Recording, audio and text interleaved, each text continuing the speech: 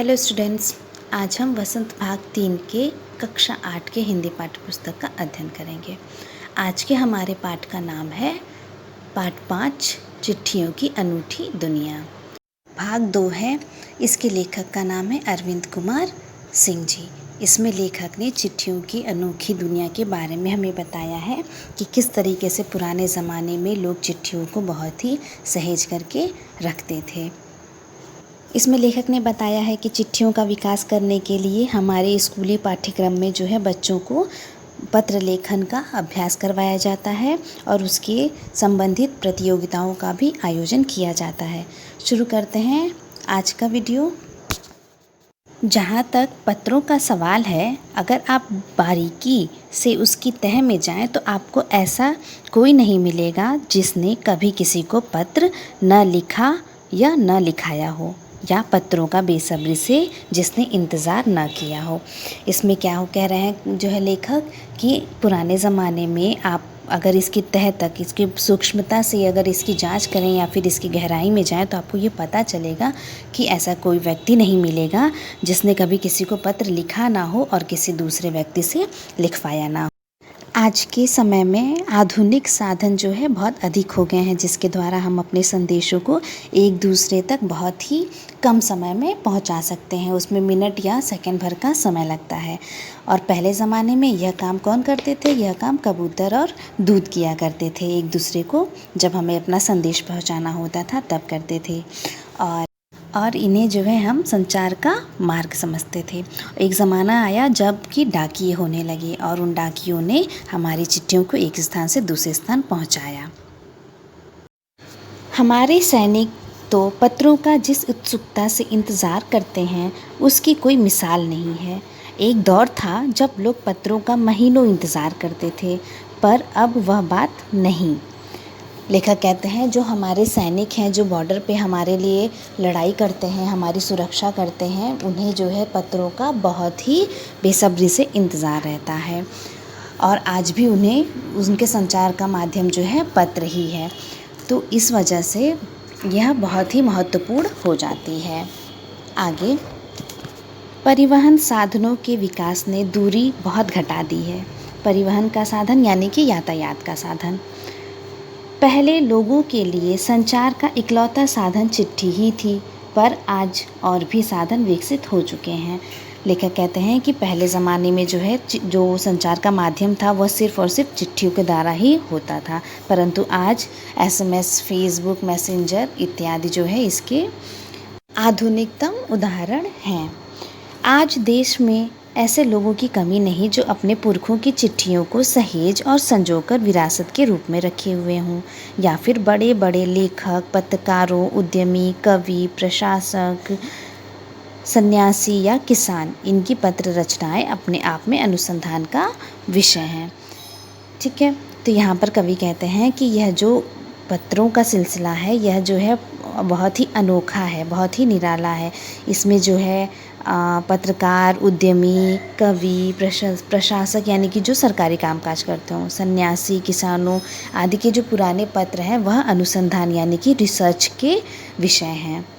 इन पर रिसर्च किया जा सकता है। अगर आज जैसे संचार साधन होते तो पंडित नेहरू अपनी पुत्री इंदिरा गांधी को फ़ोन करते, पर तब पिता के पत्र पुत्री के नाम नहीं लिखे जाते, जो देश के करोड़ों लोगों को प्रेरणा देते हैं। कहते हैं कि आज की तरह जैसे हमारे पास टेलीफोन, मोबाइल, व्हाट्सएप, मैसेंजर आदि बहुत सारे संचार के साधन हैं, यातायात के भी साधन हैं, तो अगर यह साधन पंडित जवाहरलाल नेहरू जी के समय में रहता तो उन्हें जो है अपनी पुत्री के लिए पत्र नहीं लिखना पड़ता। वह जो है उन्हीं से बात कर लेते, फ़ोन करके उनसे बात कर लेते, क्या ज़रूरत थी चिट्ठी लिखने की। इसलिए उन्होंने उस समय जो है ये सब साधन ना होने की वजह से उन्हें पत्र लिखा। और आप जानते हैं कि 9 अक्टूबर को विश्व जो है डाक दिवस मनाया जाता है और भारत में 10 अक्टूबर को डाक दिवस मनाया जाता है। आज हमारे पास एक 30 पत्रों का संकलन है, वह नहीं होता। और यह संकलन किसका है? यह संकलन जो है नेहरू जी और उनकी पुत्री के चिट्ठियों का, उनके पत्रों का है, जो कि नेहरू जी ने अपनी पुत्री इंदिरा गांधी को लिखा था। वो आज हमारे पास नहीं होता। यह जो पत्र हैं, यह जो है करोड़ों लोगों को प्रेरणा देने वाले पत्र हैं। इनसे बहुत ही सारे लोगों को प्रेरणा मिलती है। आगे, पत्रों को तो आप सहेज कर रख लेते हैं, पर एसएमएस संदेशों को आप जल्दी ही भूल जाते हैं। कितने संदेशों को आप सहेज कर रख सकते हैं? लेखक कहते हैं कि जो चिट्ठी होती थी उसे तो हम संभाल के रख सकते हैं, लेकिन आज आप देखिए आपके पास बहुत सारे एसएमएस आते हैं, लेकिन आप उनको याद रख पाते हैं? नहीं रख पाते हैं। और चिट्ठियों की यही एक खासियत होती है। आगे, तमाम महान हस्तियों की तो सबसे बड़ी यादगार या धरोहर उनके द्वारा लिखे गए पत्र ही हैं। भारत में इस श्रेणी में राष्ट्रपिता महात्मा गांधी को सबसे आगे रखा जा सकता है। दुनिया के तमाम संग्रहालय जानी मानी हस्तियों के पत्रों का अनूठा संकलन भी है। तमाम पत्र देश, काल और समाज को जानने समझने का असली पैमाना है। लेखक कहते हैं कि पत्रों की श्रेणी में अगर किसी को सबसे ज़्यादा महत्व दिया जा सकता है तो वह राष्ट्रपिता महात्मा गांधी जी को जा सकता है। और दुनिया में बहुत सारे ऐसे संग्रहालय यानी कि म्यूज़ियम हैं जहाँ पर बहुत सारे लोगों की जो जानी मानी हस्तियाँ हैं उनकी पत्रों का जो है संकलन किया गया है, उनको एक जगह एकत्र किया गया है। भारत में आज़ादी के पहले महासंग्राम के दिनों में जो कुछ अंग्रेज़ अफसरों ने अपने परिवारजनों को पत्र में लिखे, वे आगे चलकर बहुत महत्व की पुस्तक तक बन गए। इन पत्रों ने साबित किया कि यह संग्राम कितनी ज़मीनी मजबूती लिए हुए था। लेखक कहते हैं कि यह जो भारत की जो स्वतंत्रता संग्राम की लड़ाई थी उसमें जो बड़े अफसर थे उन्होंने अपने परिवारजनों को पत्र लिखे, और वह पत्रों में क्या बातें लिखी थी वह बहुत ही महत्वपूर्ण थी, जो कि एक पुस्तक के रूप में आज हमारे पास संकलित है यानी कि रखी हुई है। और यह जो है स्वतंत्रता संग्राम कितना ज़्यादा महत्वपूर्ण था, इस पर भी यह प्रकाश डालता है। आगे, महात्मा गांधी के पास दुनिया भर से तमाम पत्र केवल महात्मा गांधी इंडिया लिखे आते थे, और वे जहाँ भी रहते थे वहाँ तक पहुँच जाते थे। आज़ादी के आंदोलन की कई अन्य दिग्गज हस्तियों के साथ भी ऐसा ही था। कहते हैं कि जो महात्मा गांधी थे वह स्वतंत्रता संग्राम के समय में उनके लिए जब कोई चिट्ठी आती थी तो उस पर सिर्फ़ और सिर्फ इतना लिखा होता था कि महात्मा गांधी इंडिया। इतने से ही जो है वो जहाँ पर भी रहते थे उन तक वो पत्र पहुँच जाते थे। और ऐसा बहुत सारे लोग जो थे स्वतंत्रता संग्राम के सहयोगी, उनके साथ भी ऐसा ही होता था। आगे, गांधी जी के पास देश दुनिया से बड़ी संख्या में पत्र पहुंचते थे, पर पत्रों का जवाब देने के मामले में उनका कोई जुड़ नहीं था। कहा जाता है कि जैसे ही उन्हें पत्र मिलता था उसी समय वे उसका जवाब भी लिख देते थे। महात्मा गांधी को जब पत्र मिलता था किसी का तो वह उनके पत्रों का जवाब तुरंत ही देते थे।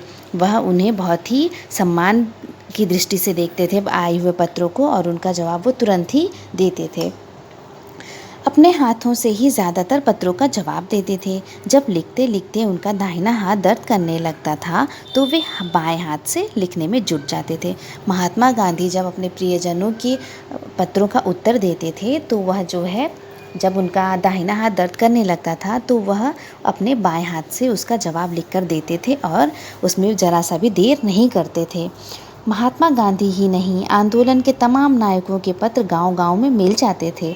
पत्र भेजने वाले लोग उन पत्रों को किसी प्रशस्ति पत्र से कम नहीं मानते थे। यहाँ पर प्रशस्ति पत्र माने कि सर्टिफिकेट, वो जो लोग होते थे वो जब उन्हें पत्रों का जवाब मिलता था तो वह जो है उसे किसी सर्टिफिकेट से कम नहीं मानते थे, और वह उन पत्रों को सहेज कर रखे रहते थे। और कई लोगों ने तो उन पत्रों को फ्रेम कराकर रख लिया है। यह है पत्रों का जादू। लेखक कहते हैं कि यह पत्रों का जादू है कि लोग उसे अपने घरों में प्रशस्ति पत्र के रूप में और फ्रेम कराकर रखते थे। ऐसा था पत्रों का जादू। यही नहीं, पत्रों के आधार पर ही कई भाषाओं में जाने कितनी किताबें लिखी जा चुकी हैं। यह जो पत्र हैं उनके अनुवाद कई प्रकार के किए गए हैं और उन्हें किताबों का रूप दिया गया है। वास्तव में पत्र किसी दस्तावेज से कम नहीं हैं। पंत के 200 पत्र, बच्चन के नाम और निराला के पत्र हमको लिखियों है कहाँ, तथा पत्रों के आईने में दयानंद सरस्वती समेत कई पुस्तकें आपको मिल जाएंगी। कहा जाता है कि प्रेमचंद खास तौर पर नए लेखकों को बहुत प्रेरक जवाब देते थे तथा पत्रों के जवाब में वे बहुत मुस्तैद रहते थे। मुस्तैद रहना यानी कि सजग रहना। जो प्रेमचंद हैं वह उस समय जो उनके नए लेखक थे उनके पत्रों का जवाब वो बहुत ही सजगता से, बहुत ही सुगमता से देते थे। इसी प्रकार नेहरू और गांधी के लिखे गए रविंद्रनाथ टैगोर के पत्र भी बहुत प्रेरक हैं यानी कि प्रेरणादायी हैं। महात्मा और कवि के नाम से महात्मा गांधी और रविंद्रनाथ टैगोर के बीच सन 1915 से 1941 के बीच के पत्राचार का संग्रह प्रकाशित हुआ है, जिसमें बहुत से नए तथ्यों और उनकी मनोदशा का लेखा जोखा मिलता है। इसमें जो है महात्मा गांधी और रविंद्रनाथ जी के मनोदशा का उल्लेख किया गया है। पत्र व्यवहार की परंपरा भारत में बहुत पुरानी है, पर इसका असली विकास आज़ादी के बाद ही हुआ है। तमाम सरकारी विभागों की तुलना में सबसे ज़्यादा गुडविल डाक विभाग की है। यहाँ पर लेखक कहते हैं कि पत्र व्यवहार की परंपरा भारत में बहुत ही पुरानी है और इसमें असली जो है विकास इसका आज़ादी के बाद हुआ है। यह जो सरकारी विभाग है पत्रों का, यह जो है गुडविल यानी कि अच्छी भावना, जो डाक विभाग है वह एक अच्छी भावना रखता है क्योंकि वह लोगों को जोड़ने का काम करता है। करोड़ों की संख्या में ऐसे लोग हैं जो खत को बहुत ही ज़रूरी मानते हैं और डाक विभाग का प्रयोग करते हैं। इसकी एक वजह यह भी है कि यह लोगों को जोड़ने का काम करता है। यह जो डाक विभाग है यह जो है लोगों को जोड़ने का काम करता है। घर घर तक इसकी पहुंच है और इसकी पहुंच घर घर तक है। संचार के तमाम उन्नत साधनों के बाद भी चिट्ठी पत्रों की हैसियत बरकरार है। आज जो है हमारे पास संचार के बहुत से साधन हैं, परंतु यह जो चिट्ठी और पत्रों का जो सिलसिला है वो आज भी जारी है। शहरी इलाकों में आलीशान हवेलियां हों या फिर झोपड़पट्टियों में रह रहे लोग, दुर्गम जंगलों में घिरे गांव हों या फिर बर्फबारी के बीच जी रहे पहाड़ों के लोग, समुद्र तट पर रह रहे मछुआरे हों या फिर रेगिस्तान की ढांडियों में रह रहे लोग, ढांडियों यानी कि छोटे घरों में, आज भी खतों का ही सबसे अधिक बेसब्री से इंतज़ार होता है। यह जो झोपड़पट्टी में रहने वाले लोग होते हैं, जंगलों में रहने वाले, बर्फ़बारी वाली जगहों पर और पहाड़ों पर रहने वाले लोग, जो समुद्र के तट पर रहते हैं जिन्हें हम मछुआरे कहते हैं, या फिर जो रेगिस्तान में छोटे छोटे घरों में रहते हैं, वह उन सब को जो है चिट्ठियों का इंतज़ार होता है। वह डाक विभाग के पर ही आश्रित होते हैं। एक दो नहीं करोड़ों लोग खतों और अन्य सेवाओं के लिए रोज़ भारतीय डाकघरों के दरवाजे तक पहुंचते हैं। हम जब रक्षाबंधन का त्यौहार आता है तो हम राखी भेजने के लिए डाक विभाग का प्रयोग करते हैं। आगे देखते हैं। और इसकी बहुआयामी भूमिका नज़र आ रही है। यह जो डाक है इसके जो है बहुत सारी शाखाएं हैं, बहुत सारे जो है तरीके हैं जिससे कि हम जो है अपने संदेश को एक दूसरे तक पहुंचाते हैं। दूर देहात में लाखों गरीब घरों में चूल्हे मनी ऑर्डर अर्थव्यवस्था से ही जलते हैं।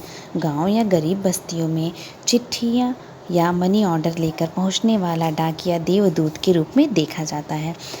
लेखक कहते हैं कि जो दूर के गांव हैं वहाँ पर जो है उनके भोजन और पानी की व्यवस्था जो है आज भी जो है मनी ऑर्डर के द्वारा ही होती है। उनके घर की अर्थव्यवस्था इसके द्वारा ही चलती है। और यह जो डाक पहुंचाने वाले व्यक्ति होते हैं इन्हें जो है वह भगवान के द्वारा भेजा गया दूत समझते हैं। आज का गृह कार्य तीसरा, चौथा और पांचवा प्रश्न है। पत्र लेखन की कला के विकास के लिए क्या क्या प्रयास हुए हैं लिखिए अपने शब्दों में। पत्र धरोहर हो सकते हैं लेकिन एसएमएस क्यों नहीं, तर्क सहित अपना विचार लिखिए। और क्या चिट्ठियों की जगह कभी फैक्स, ईमेल, टेलीफोन तथा मोबाइल ले सकते हैं। इसे आप अपनी फेयर कॉपी में लिखेंगे। धन्यवाद।